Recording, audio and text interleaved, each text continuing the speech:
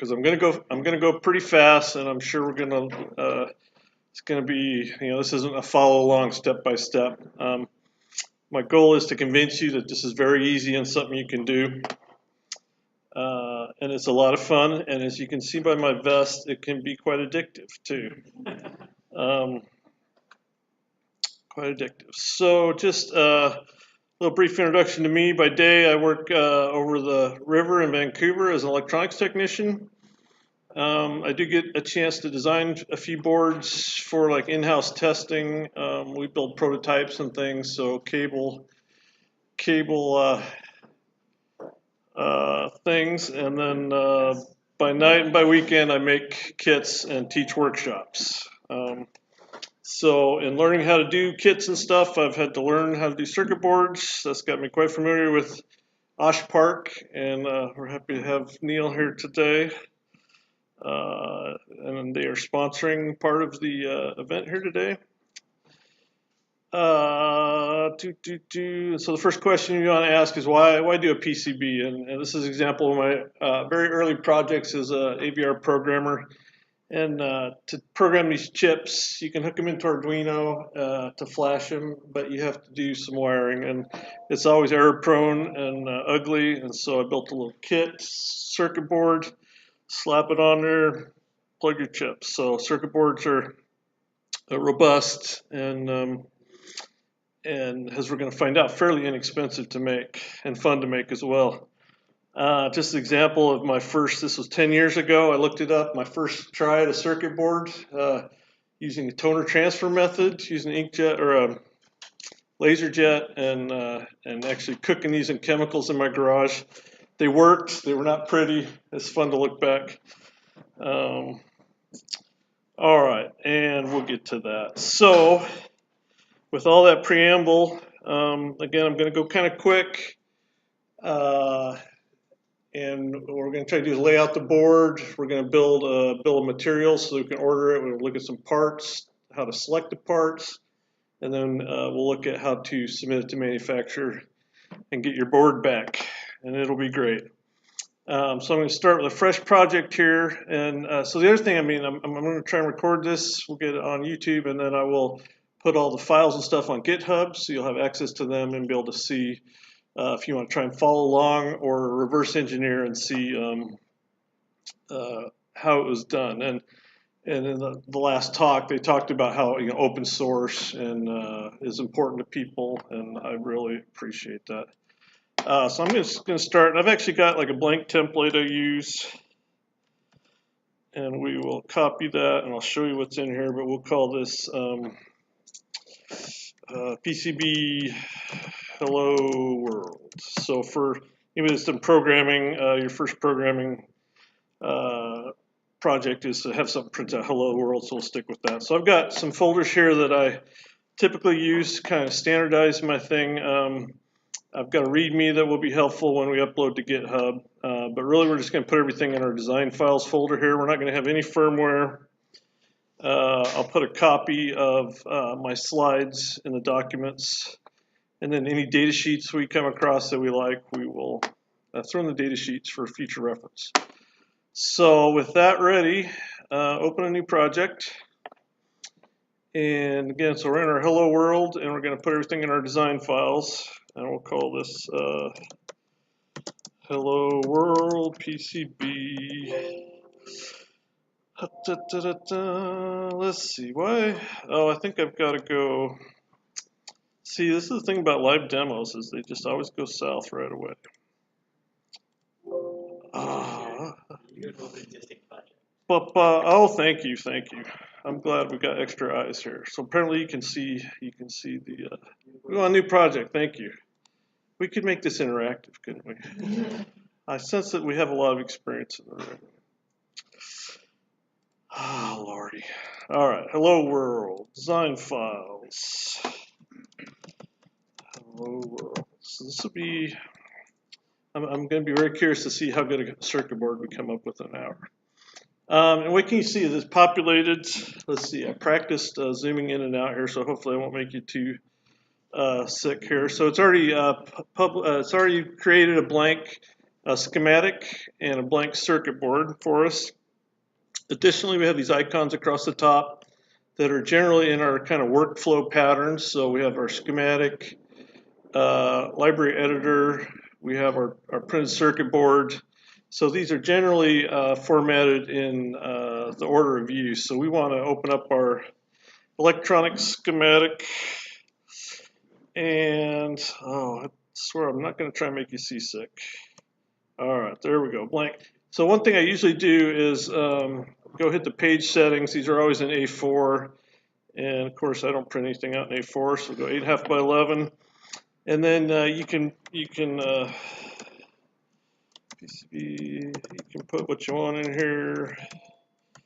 This will be kind of nice. So usually when I publish stuff on GitHub, I like to have either a PDF or an image of the schematic and not just the schematic file, because that way you can open it without having to have the KiCad software.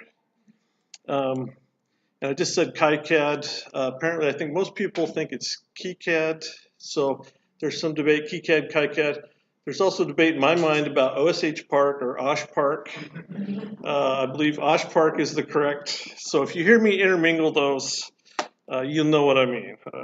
It's Porsche or Porsche, I don't know. All right, so we've got a blank sheet here, and we just want to create the bare minimum of an electronic circuit to demonstrate, the circuit board. And I got to think about this. I mean, for makers, it's we're kind of guerrilla learners. We learn exactly what we need to get the job done, and then we move on. Whereas if you had to go to college and take a semester on electronic theory and then build your circuit board, we'd never get there. So I'm gonna make you seasick. All right, so we want this place a component button here. I'm clicking on that. That's gonna allow us to place a component on our, I'm sorry. I practiced this, I swear. All right, place a component. So it's giving a list of components. These are preloaded components that come with the software. You can find other libraries and load them depending on what you need, specific connectors and such. For right now, let's start with, of course, the most important part is the light emitting diode. We want this thing to shine and blink. I'm just going to grab, there's a lot of choices here, and typically with most generic parts, it's always the first choices, right? So we've got an LED. We're going to hook that LED to a resistor. So we're still in the place a component. So all I got to do is press, and you can see it popped up again and gave me an LED. It keeps a history of the parts you place. So if you're placing a lot of them, that helps. What we need to find now is a resistor. So just type in R. And again, the one we want is at the top of the list. So resistor. We're going to drop that down there. I'm hoping you guys can see all this. All right, and last but not least, we need to power this thing, so we're going to need a battery. So type in BAT. That gives us two choices here, multiple cells. So we're going to do a single cell. There's a lot of keystroke shortcuts, and I'll try and call those out as I use them. So I've got control this with my mouse. I'm going to hit R to rotate it. And then we need to rotate it so that that plus can go to the LED. So we've got our components. Not too excited about having these things vertical. So again, I'm going to hover over it and hit the R key. And that's going to let me grab it. And you saw it switched it. I'm going to hover over that one and switch it. And then an M is for moving. And if there's multiple items where your cursor is, it's gonna give you a choice of what to move. So we'll move the field reference over there. Nice. Okay, so now we've got components. Components generally have a specific designator based on what they are. So D for LEDs, R for resistors, B for batteries. The question mark is the field reference, and so if you have multiple items, you give them a reference of 1, 2, 3, or 4. Luckily, we've just got one of each, but they have a tool that'll help us annotate these. So before we go any farther, we're going to click on the Annotate Schematics components. And then they give you a lot of choices, and I usually always just pick the general choice of just annotate. And it's going to tell you it can't be undone. We're going to say okay. And what you see now is, if I could not make you seasick, you can see now we've got D1, R1, and BT1. So these are going to follow these components along as we pick footprints for them. The only thing really left to do now is just connect them. We need to place a wire. So the wire one is green, so I click on that. I'm going to come over here and I'm going to click on my LED component, single click. It's going to let me follow it along and then double click at the end there. So we got a resistor. And if you're not sure whether or not you're connected or not, you can always do, the G is for drag. So if I hit G, it's going to grab the component and drag whatever's attached to it. And so you can see the wires there. So we know that's connected. That can be an issue. You'll get down to your board and find there's like missing air wires. You have to go back and find out that you didn't quite get things connected. I'm going to go ahead and connect the battery. And there. And again, we can try G here, make sure everything's connected. That looks great. Super complex circuit. You're really going to impress all your friends with this. It's going to be great. So at this point, if it was a more complex circuit, it might be worth our while to perform an electrical rules check. In this case, there's really not a whole lot for it to check. It will find out if there's a part that has input pins that aren't connected, and you click run, and you don't even get any kind of satisfying answer here. You just get a blank screen, which means there's no errors. That's great. Okay, so we got a schematic. We hope it works. If we'd have taken that semester of electrical theory, we would know for sure. So next thing we need to do is associate these with physical footprints. So we're going to go from, our theoretical electrical layout here, and we got to get to the physical layout. And to do that, each component has to have a specific physical footprint. So you have chosen the LED from that list. So what we've chosen is just a generic LED, and then we're going to go and assign the specific LED we want to it, a 3 millimeter, 5 millimeter. Does that make sense? Footprints are separate from schematic, and this is a little different if you're experienced with Eagle. I think Eagle kind of links them together. KiCad, they're completely separate. And this works. I think. You can have a circuit laid out and you can have it, and you can do it in surface mount LEDs or through-hole LEDs. You can have the same schematic, but different footprints on the PCB. Let's push forward, and we'll see if that kind of makes sense as we go along here. So we need to associate each of these footprints. This initial time takes a little bit to populate, and I've never figured out why. So Can you store those associations? Can that LED be associated to, say, 2 footprints that you always use? Yes. Boy, you're getting in pretty deep already. I'll show you a little bit as we get going here. So the footprint itself can come with an the schematic symbol itself can come with an associated footprint. Generally, they don't. The general footprint symbols for like an LED does not have an associated footprint, which is why we're going to have to assign it one here. So the first thing to notice here is that we don't have any batteries in our list here. And I'm not sure why this is. This is on the generic installation of KiCad. There's no batteries. But never fear, there are batteries. We just got to go find them. So we're going to click on Preferences, Footprint Libraries. And what this shows us is all the current libraries that KiCad is looking at. And what we want to do is go find the appropriate, the appropriate library. And we click on this, and this is automatically populating with the KiCad's information is, and you see automatically here there's batteries and holders. So all we got to do is add that. It sees that it's a good library. Now we have a chance to attach it to all our KiCad projects or just to the current project only. Batteries are pretty important, so I'm going to attach them to everybody. Yeah, so it actually pops up when you append with Wizard, select files on my computer, and then go to next, and it will automatically pop up in the KiCad folder structure where KiCad is keeping its footprints. So you can download your own footprints and have them saved separately somewhere. In that case, you would navigate them to it and click to add them. So I'm going to cancel out there. So now we should have a battery, or did I not follow through all the way?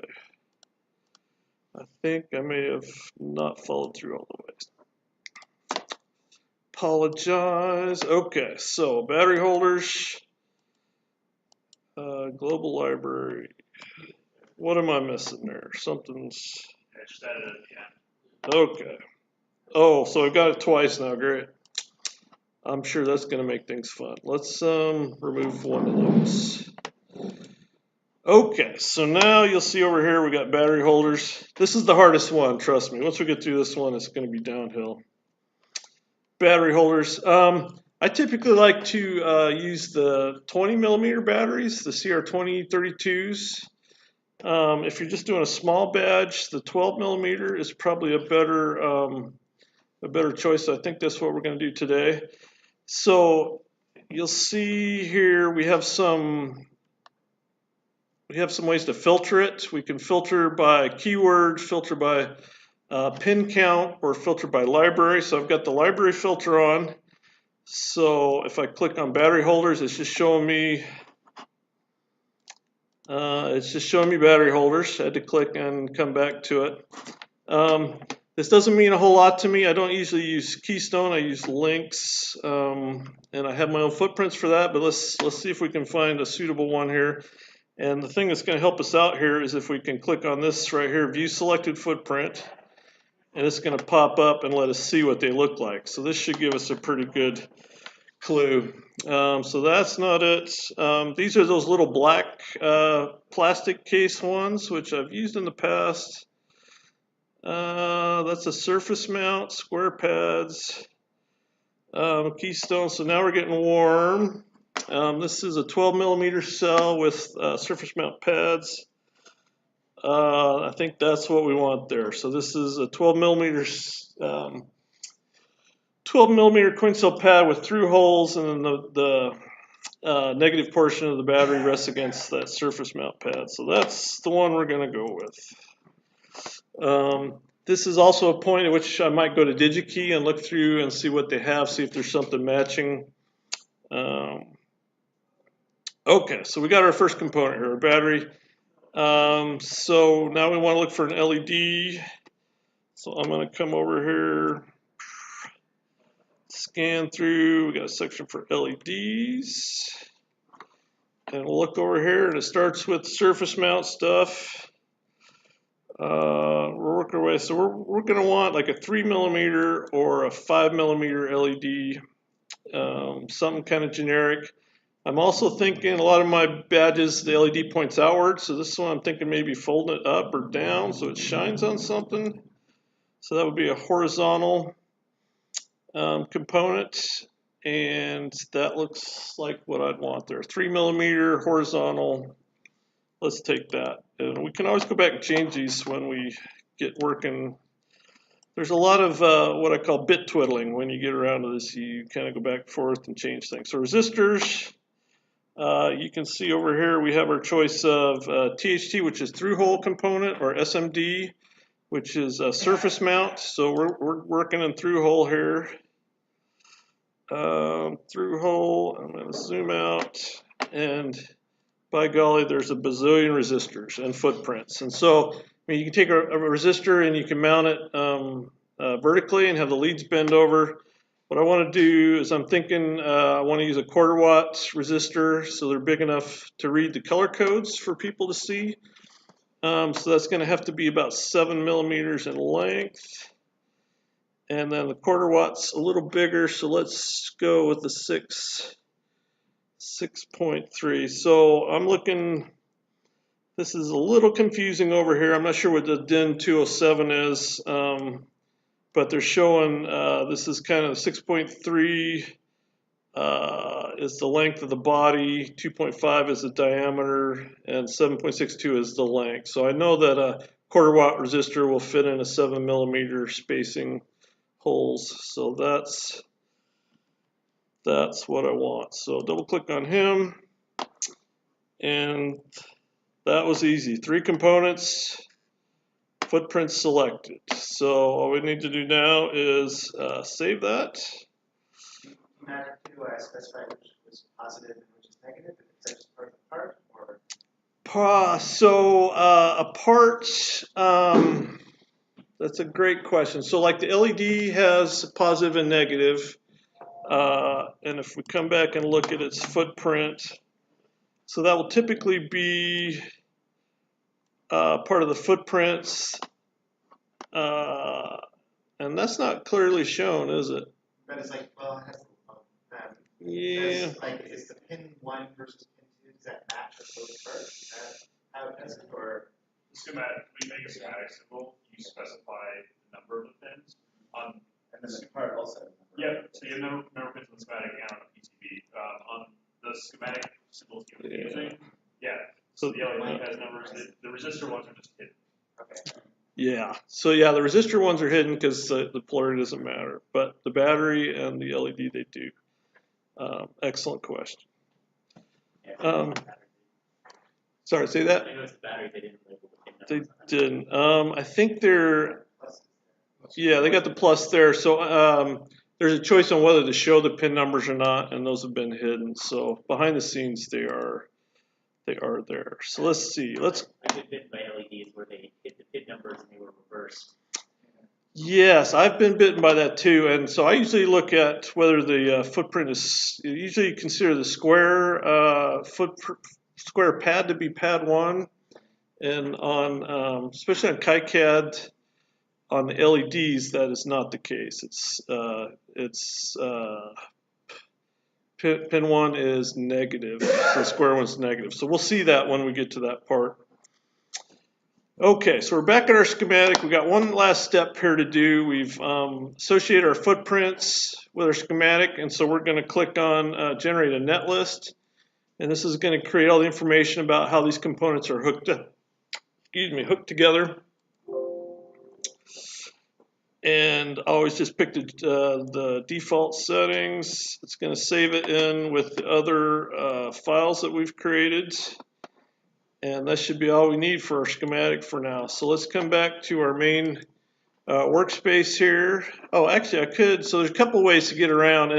And once you get to working with this, you kind of understand that each of these is a separate program that are kind of stitched together. So the schematic editor is a separate program, PCB is a separate program, and that this main page kind of sticks them all together. It's a little interesting. So from the schematic or from that main page, we can then go to run PCB new to get to our circuit board. In either case, it's going to come to the same place. And again, here is the A4 page, and you can do your things here. It's brought some stuff over. I typically don't mess with this because I usually won't print out what the circuit board looks like. But we have a blank slate, which is great. So what we need to do is get that netlist we just generated. And again, keeping all the default parts, we're going to read our netlist in. And then it gave us a bunch of messages down here. And I typically don't do anything other than just scan through and look for red. So if there's a problem with the footprint, it can't find things, there'll be red here. So everything was found, everything was associated correctly. Unfortunately, what that did was leave us with a great big mess right here. It dumped all our components on here. With 3 components, that's not so bad. When you got 15 or 20, it's a nightmare. Fortunately, there's a way if we click on Again, I'm going to the mode footprint. We're going to click on that, and then if we do a right-hand click anywhere on the layout, and then we go to global split spread in place, and then spread out all footprints. This one's a lifesaver. So it tells us that any footprint that's not locked is going to be moved, and it just spreads them out a little bit for us, which is nice. I don't know why it doesn't do that to start with. So there's our three guys. We're familiar with them because we saw their footprints earlier. Now it's time to start thinking about how we actually want to lay our board out a little bit. One of the things I was thinking about was, so up here shows your grid spacing. It can be in English or metric, and you can switch easily between the two. So I'm going to start maybe in English. Most through-hole components are laid out on a 100 mil pitch, which is 0.1 inches. So like these, it would be 1.1 inches apart. That's fairly standard. So I'm going to hover over my LED here and hit the M to move, and it grabs it with the cursor. I can move with the mouse, and then I can hit R to rotate and bring it around here and drop them on there. So the first thing I think about when I see that is a robot. I think we ought to make a robot. I'm going to hover over the resistor. He could be a waving robot. So you see I'm hitting R and it's rotating at 90 degrees. So that's not real helpful. I kind of want him waving at an angle. So if I hit E and I'm hovering over my resistor, I get a dialog here which will let me edit the footprint. If we needed to change that footprint, we could go in and change it. What we really just want to do is get a rotation at a 45-degree angle, and all angles in KiCad are in a tenth of a degree, so 45 is actually 450, which is very confusing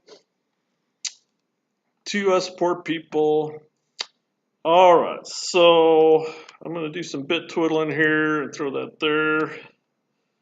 Throw that there. So we got a robot with an arm. One of the most useful tools on KiCad here is a three-dimensional view. So I'm going to come up here to hit View and hit my 3D viewer. And what it's going to do is kind of give me what my board looks like here. Now I haven't defined any layers yet as far as like the edges. So it's just looking at the components that are there. I can click on it and drag it. You'll see it has 3D models for the LED and the resistor, but not for the battery holder. So that's something we could go on the web and find if somebody else has made a 3D model for that, and add that. Depends on how far. Do you have a question?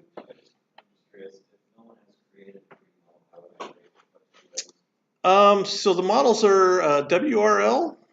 Does that ring any bells? Web something, web for virtual reality. So it can be done. It's not straightforward. It can be done. Your best luck is to find somebody that does it. And if we have time here, I'll show you the one website that I've found where he's done a lot of models. He's very good at it. Excellent. So this kind of gives us an idea of, we've got a one-armed robot. It's also showing us the silkscreen. This white lettering is the silkscreen layer that's going to go on there, and we've got some overlap on some pads. This R1 here is not real helpful for us, so let's go in and clean this up a little bit. And these are all kind of personal preferences of mine. So D1 is the LEDs reference. One of the little quirks about KiCad that always drives me nuts is I'm trying to select this D1 here, and I'm hitting M to move, and you see it grab the battery. It's very hard sometimes. Part of it is context, so it's kind of looking at the layers here. So if I pick the text layer and come in here, then I'll have much better luck at getting a chance. So there it's asking me, did you mean the battery or the reference? And I meant the reference. I don't know why he didn't figure that out beforehand. So I'm going to put D1 up where the LED is so that doesn't confuse anybody. You got to think about the poor beginner solderer. He's going to be looking at this board and scratching his head. So this R1, so I usually like to tell people what value goes in there, and that would be this, the R right here is the value. And so we could change that value to 100 ohms. And again, if we get into the electrical theory portion of this, we could talk about a lot of things.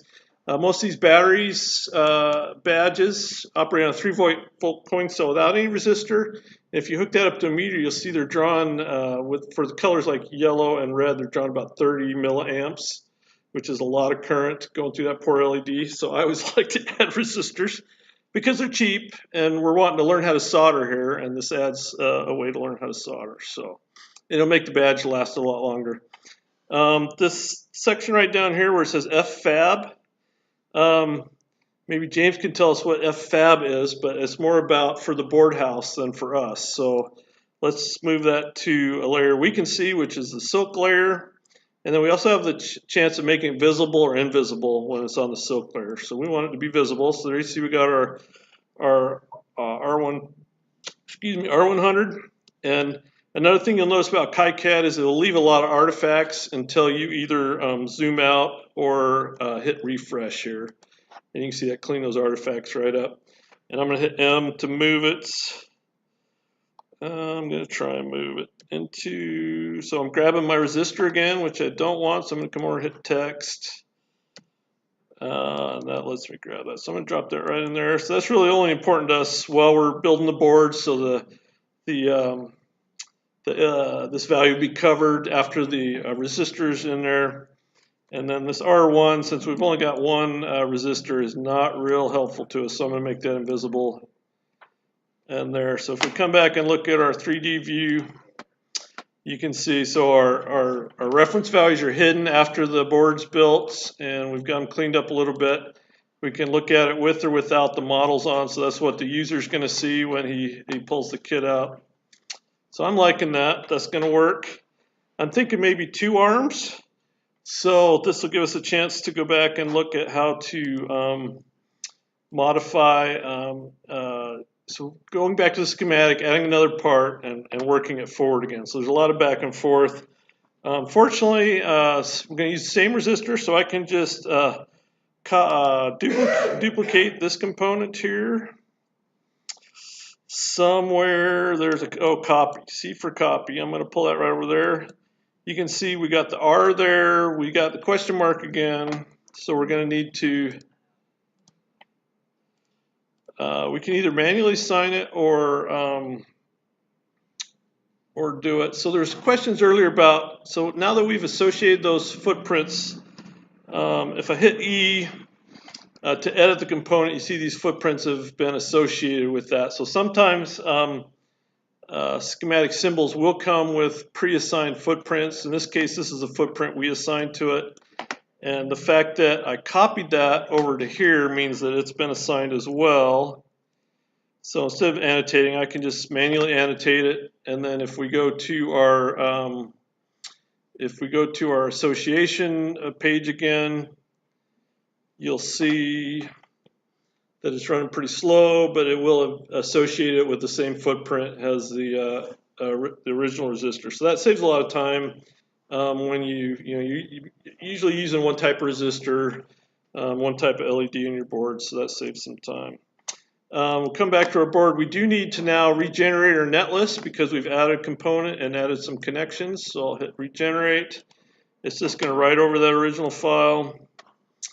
And then we're going to swing back to our, one thing that Eagle has that's really nice is they have a button that just lets you switch between schematic and footprint, and KiCad really doesn't.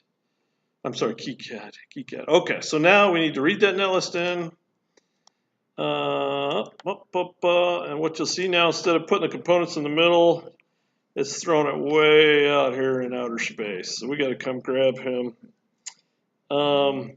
Now I could show you a little trick here. So you can see we're back to our stock footprint here, where the reference value is on the fab layer. Let's not do that. We already tweaked our resistor the way we liked it. So I'm going to do a right click, footprint, duplicate, and that's going to give me another beautiful footprint.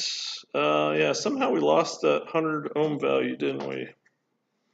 Now you can see it still thinks this is R1. There's just two of them, so the electrical connections are the same.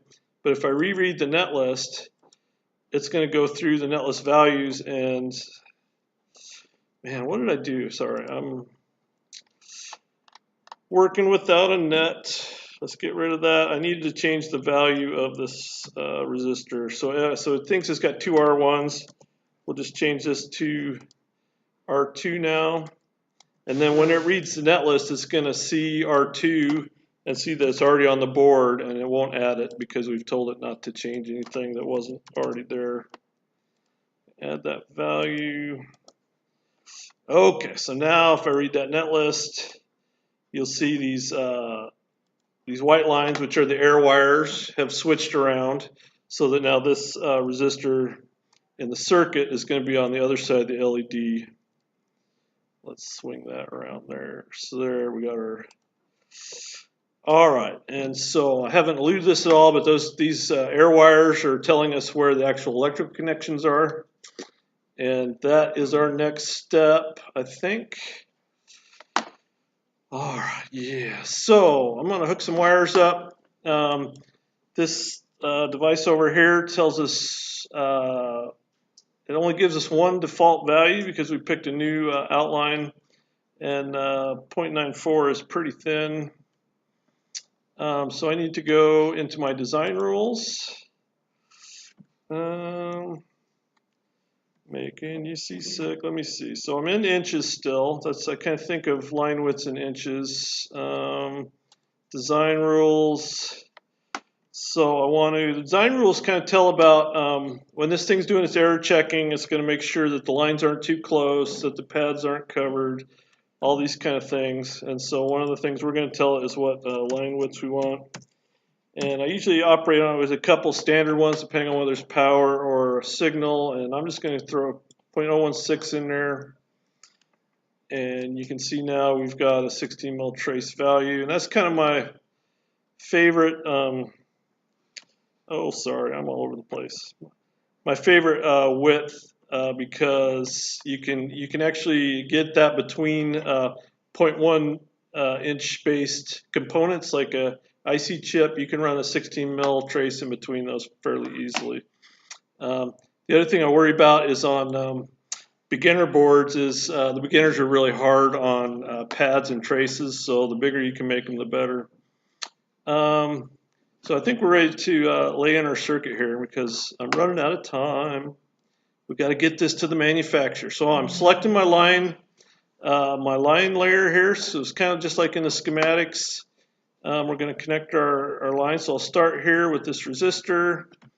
You saw me select, so these are all the layers over here of the board. And primarily the layers we're interested in are the silkscreen, which is front and back. So front and back silk. Our front and back copper is where we're going to lay the traces. And then any kind of information we want to add extraneous to that we put on the drawings layer. So that's really the only ones we need to worry about. The program and the board house will take care of the rest, we hope. So I'm going to click on there and you'll see I've got a red trace now. So this is laying copper down on the top layer. And I need to connect it, and you can see that it's highlighted the two pads that are associated with it. So we're going to come down here and double click on that pad and it's going to lay it in. So if we violate any of the design rules, we come too close to another pad, it won't let us lay that line in. So it's doing its best to keep us honest and help us out. There are some ways to glitch it up, but we'll try not to do that too much. And I'll show you how to perform the rules check afterwards so that we can verify that we're not going to run into trouble with our PCB manufacturer. So this pad here is the negative part of the battery. We connected to the positive part of the battery. Is showing us an air wire.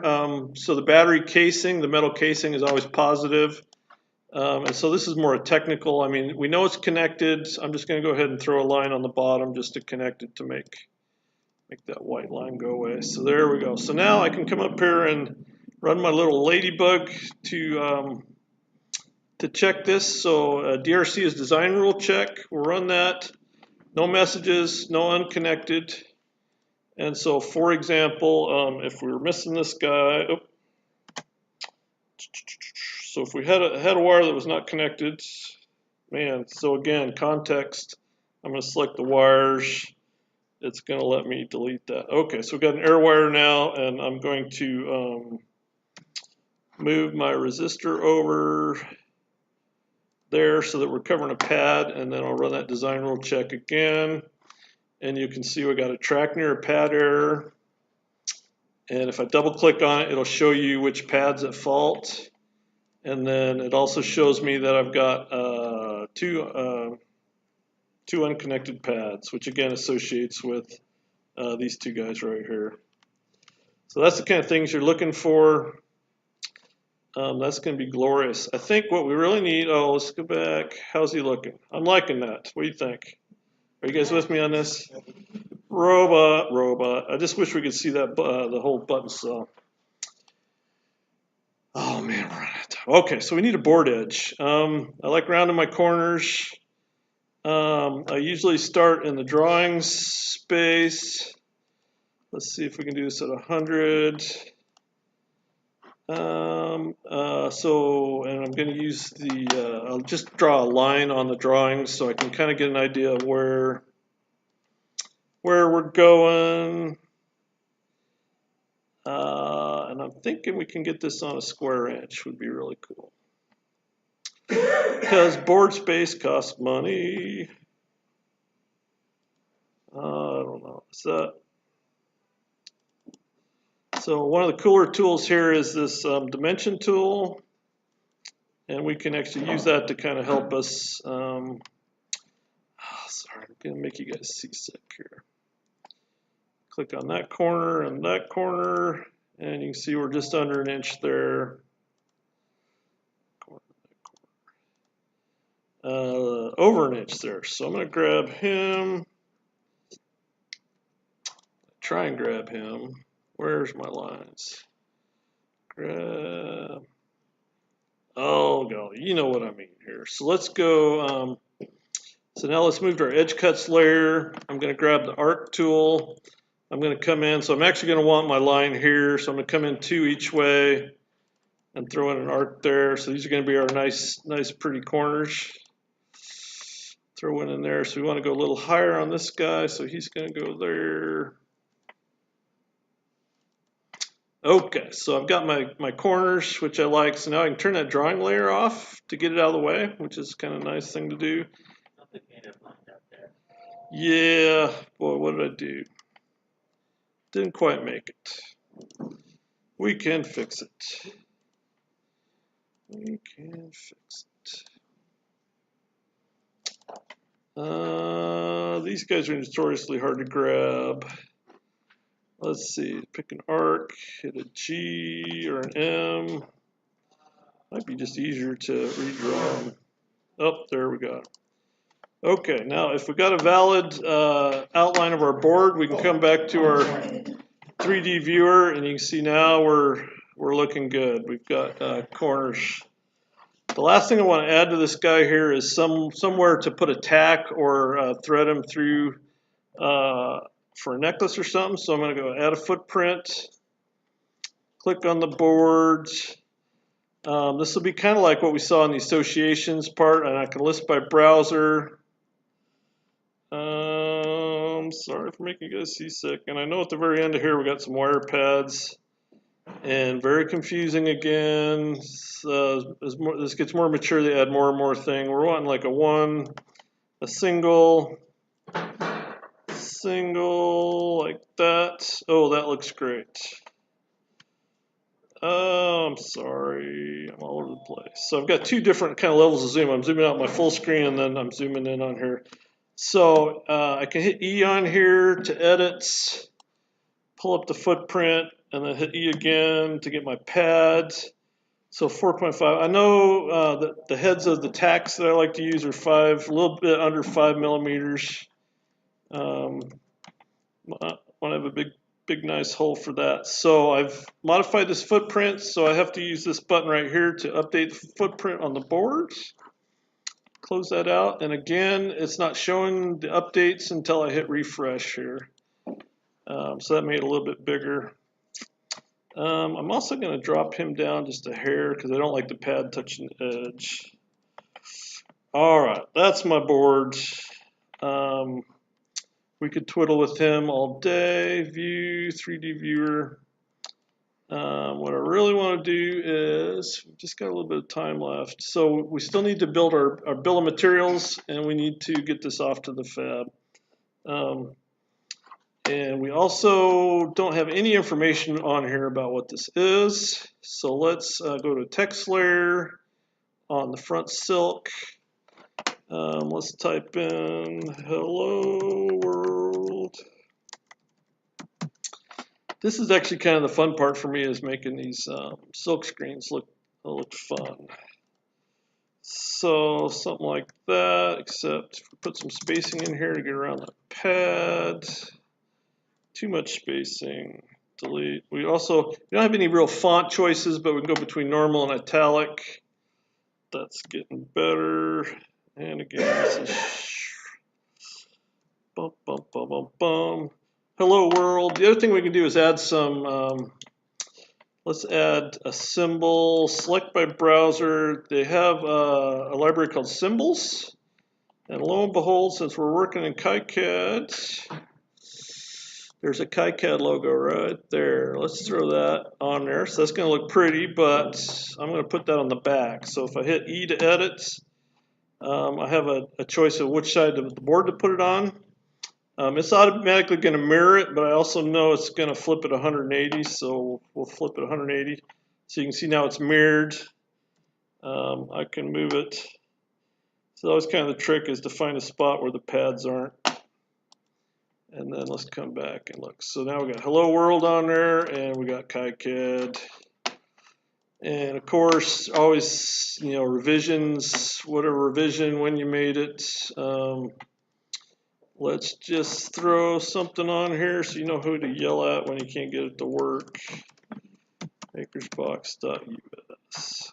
And I'll throw that right there. All right, so save. That's done. Let's see how this looks at OSH Park. Let's hope we got some internets. All right, so the other part of this was the bill of materials, and I'm running out of time. For the GitHub, I usually put a README in here with information about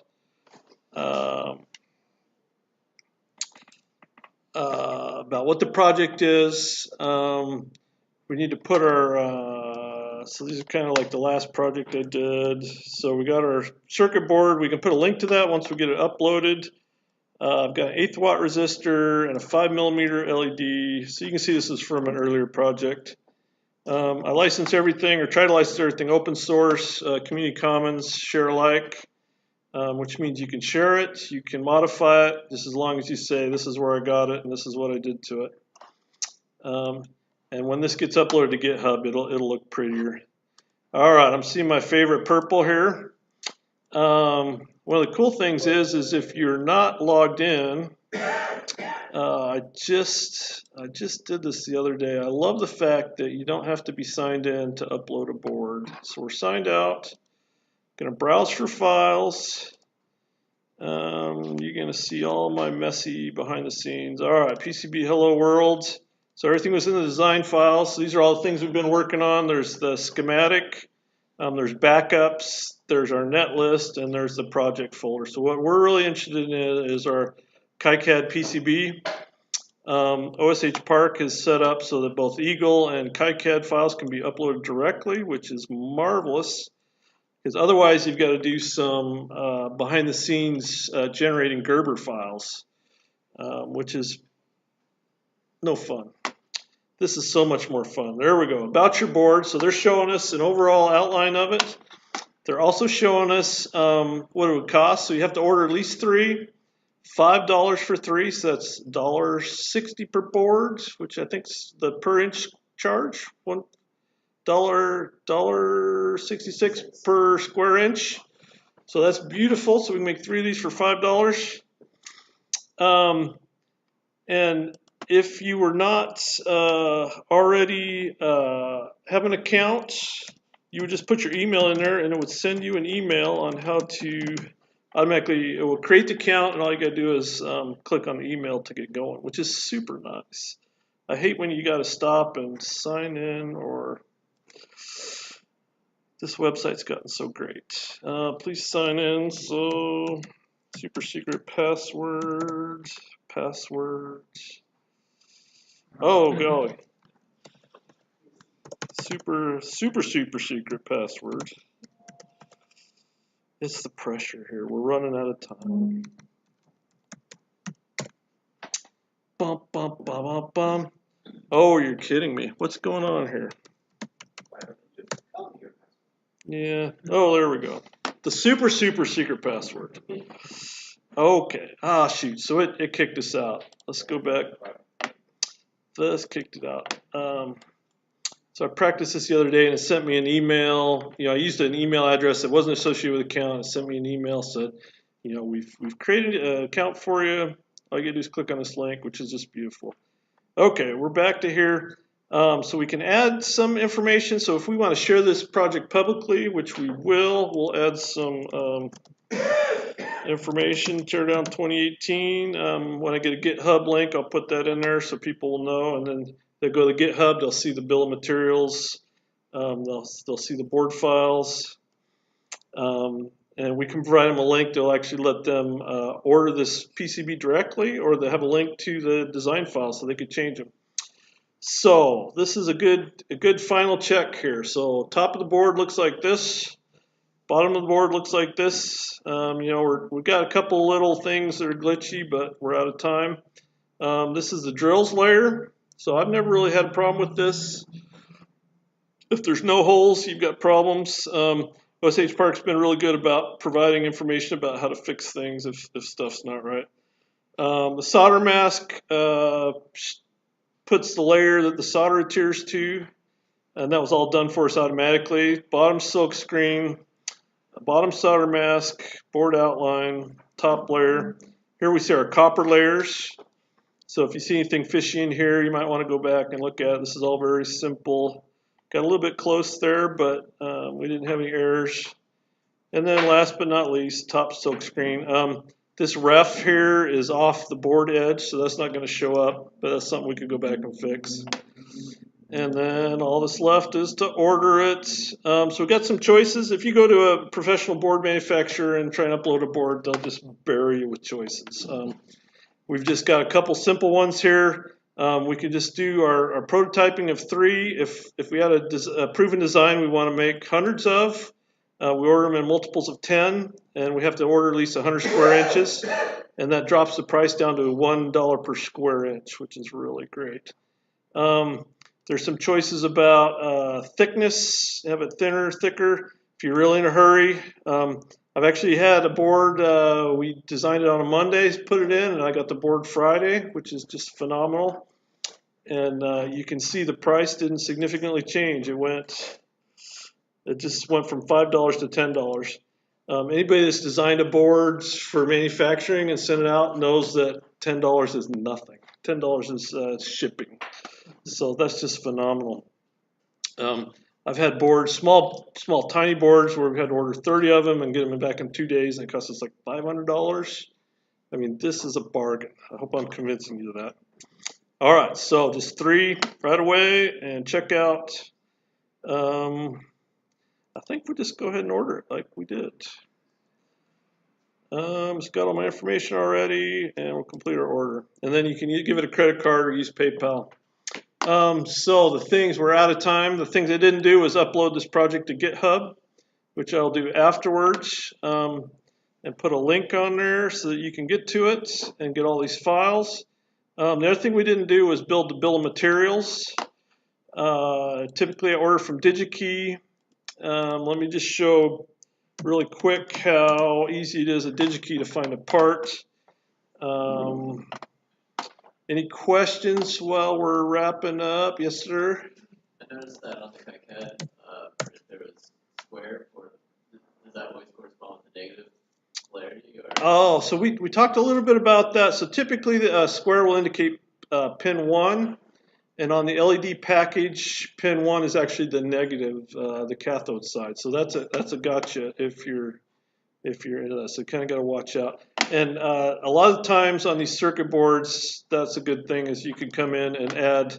Always look out for your users. You can come in on the silkscreen, just give them a plus right there, so it'll take all questions out of it.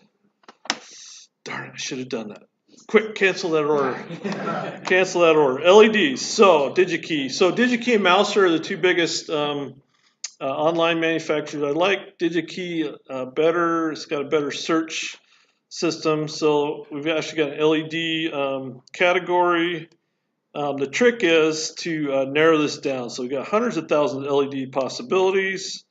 We know, for instance, that we're dealing with through holes. So that got us down to 7,900. We also want just stuff in stock. 1,400. We're getting there. You can select color. What we're really interested, we talked about 3 millimeter, which is a T1. Device package. What am I looking for? T1. Package a case. There's a lot of confusing stuff. So there's all the SMD stuff. Show me a T1. It was there. It was Oh, a supplier device. supplier device. Thank you. Sounds like some of you guys have. Oh, if I could spell. So there's a T1 and a T1 LED. So now we're down to 300. Apply filters. And there we got some choices. And from there is color. If you have to find a decent purple, they've got a pink. They got a pink. We could, so from there, and then what you're interested in is typically on a bill of materials, you want to provide a manufacturer, a manufacturer number, and then I will always provide a part to DigitKey as just kind of a convenience factor, and they'll generate a short URL from. All right, that was it. We made a board in an hour. Didn't quite get through everything we wanted to. Hopefully that gets you excited about building circuit boards.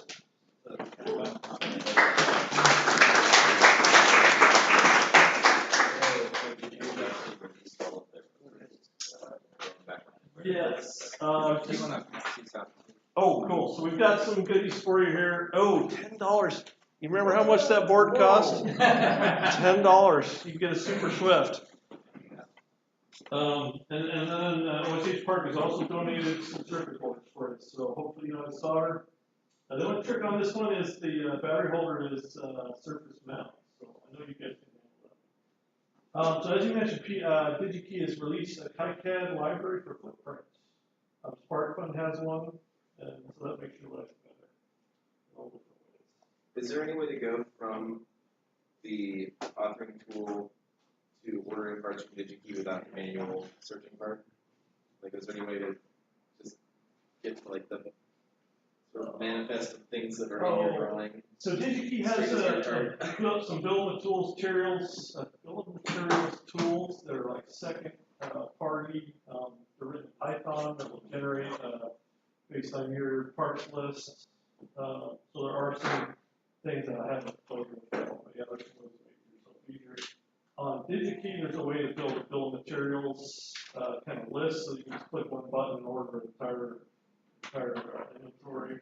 So that's kind of cool. Can't you import CSV files into DigitKey? Yes. Like, I've never done it. Sounds dangerous to me. yeah, I know it's just do it manually. All right. Well, I appreciate you guys coming. You had great input and questions. And I hope this permits you to go make sure you've got no reason not to now. No reason not to now.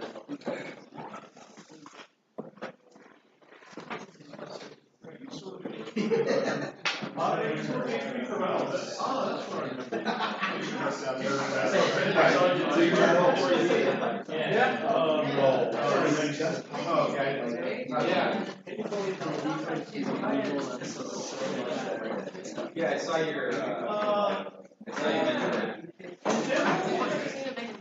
At the highest level, they're about the same. You have schematic and footprints. There's a little bit different management system of how those are hierarchies. I really think the KiCad is a little confusing. Equal does have, I have an equal in here, but they have a hobby license that they can do it. Equal has all their board designs in Equal, so if you want to look at her board designs, she publishes open source, you can just download and install it. Yeah, but I found it Go version 4 away from version 5. I haven't looked at 5 yet. I'm a late adopter. I usually wait for the bugs. Yeah, so I know 5's coming. I've heard him talk a lot. I really like 4. 4 solves a lot of problems. Also, like, the reason Yeah, don't make your life hard.